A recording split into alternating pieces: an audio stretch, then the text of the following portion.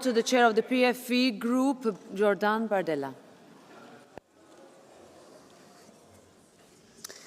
Merci Madame la Présidente. Mes chers collègues, Madame la Présidente von der Leyen, au nom de millions de Français, je vous pose aujourd'hui une question simple.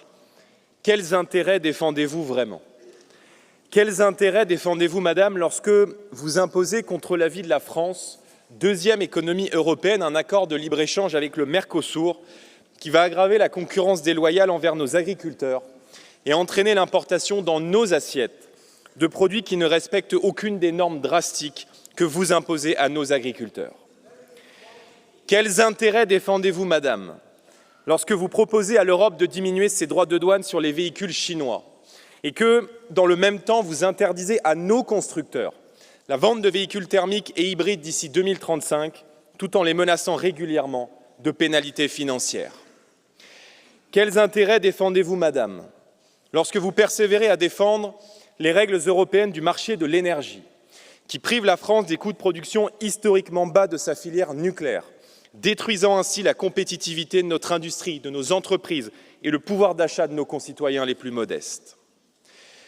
Quels intérêts défendez-vous, Madame, lorsque vous signez en notre nom un accord commercial avec les États-Unis qui entérine la reddition et la vassalisation économique de l'Europe? Alors que nos exportations continueront d'être visées par 15% de droits de douane, les produits industriels américains entreront chez nous sans la moindre entrave tarifaire.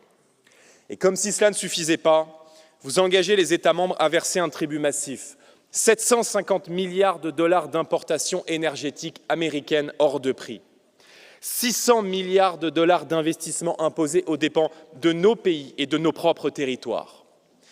Alors que la France dispose, pour l'Europe, d'une industrie militaire d'exception, vous actez la préférence américaine au détriment de la souveraineté et du patriotisme économique. La défense, les vins, les spiritueux, les cosmétiques, le luxe ou les productions pharmaceutiques, nos filières d'excellence sont ainsi sacrifiées. Et pendant ce temps, autour de nous, le Canada, le Royaume-Uni, l'Australie, le Japon ou la Corée du Sud ont conclu de bien meilleurs accords que nous. En d'autres termes, même les plus petits pays défendent bien mieux leurs intérêts que vous ne l'avez fait vous-même aux États-Unis il y a quelques semaines. L'Union européenne promettait au peuple que l'Union ferait la force. Nous sommes l'une des premières zones économiques du monde et notre marché représente 450 millions de consommateurs. Et pourtant, vous avez cédé sur tout, ou presque.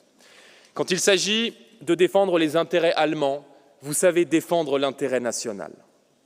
Aucun chef d'entreprise responsable, aucune femme ni aucun homme d'État soucieux du bien commun n'aurait signé un tel accord. Et pourtant, vous, Madame, vous l'avez fait en notre nom. Je prends aujourd'hui la parole au nom de millions de Français et au nom de millions d'Européens qui estiment à juste titre que l'Union européenne ne défend plus l'Europe. Alors qu'autour de nous, le monde renoue avec la puissance, la croissance et la conquête, vous engagez nos peuples sur le chemin de la disparition et du déclin. L'histoire nous montre qu'une autre voie est possible, et cette histoire vous jugera sévèrement, et notre peuple aussi.